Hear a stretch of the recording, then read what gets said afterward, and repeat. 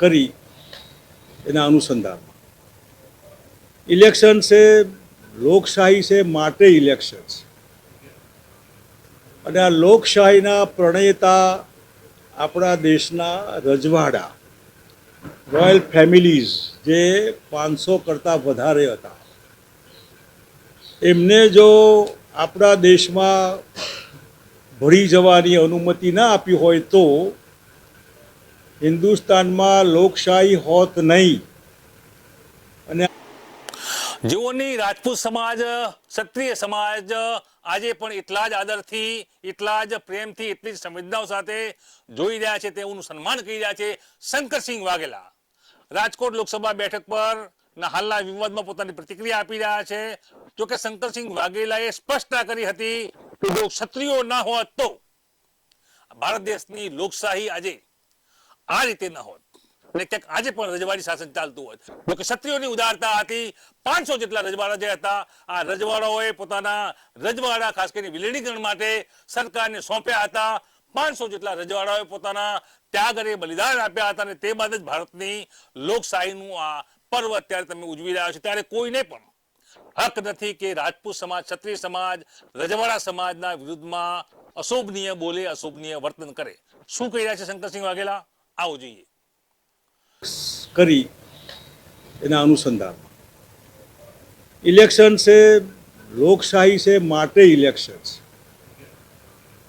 અને આ લોકશાહીના પ્રણેતા આપણા દેશના રજવાડા રોયલ ફેમિલીઝ જે 500 કરતાં વધારે હતા, એમને જો આપણા દેશમાં ભળી જવાની અનુમતિ ના આપી હોય તો હિન્દુસ્તાનમાં લોકશાહી હોત નહીં અને આજે આ ઇલેક્શન પણ ન હોત. દાખલા તરીકે ભૂતાન લોકશાહી નથી, નેપાળની રાજાશાહી અંદર લગભગ 20-22 લોકોના મર્ડર પછી ત્યાં લોકશાહી આવી. પાકિસ્તાનમાં પણ સો કોલ્ડ ડેમોક્રેસી છે.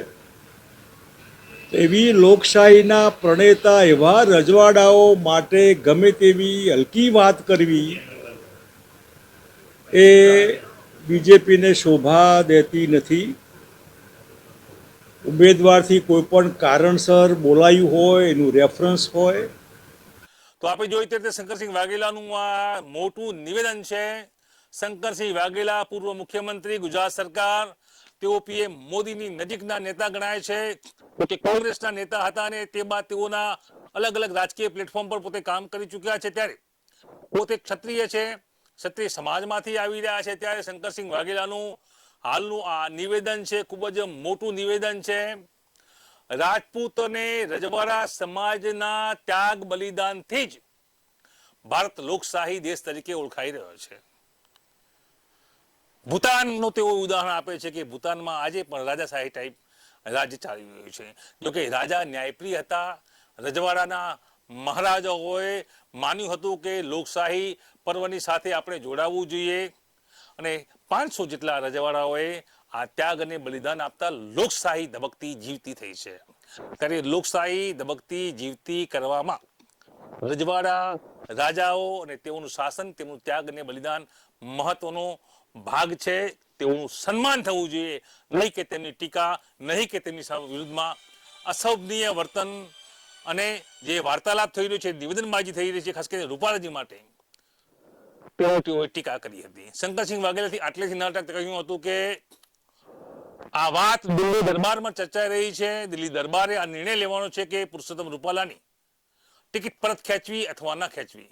જો કે જે ચર્ચા છે તે મુજબ શંકરસિંહ વાઘેલા જે કહી રહ્યા છે તે મુજબ, તેઓ પાસેના જે ઇનપુટ છે તે મુજબ દિલ્હી દરબારમાં આ વાત પહોંચી ચૂકી છે અને ક્યાંક ને ક્યાંક દિલ્હી દરબાર એટલે કે કેન્દ્રીય નેતૃત્વ છે ભારતીય જનતા પાર્ટીનું, તે આ બાબતે ગંભીર છે અને ટૂંકા સમયમાં આ બાબતે કોઈ મહત્વનો નિર્ણય લેવાશે. ત્યારે શંકરસિંહ વાઘેલાનું જે આ નિવેદન છે એ હાલ તો ચર્ચિત નિવેદન તરીકે સમગ્ર ગુજરાતમાં ક્ષત્રિય સમાજમાં ચર્ચિત બન્યું છે. નમસ્કાર.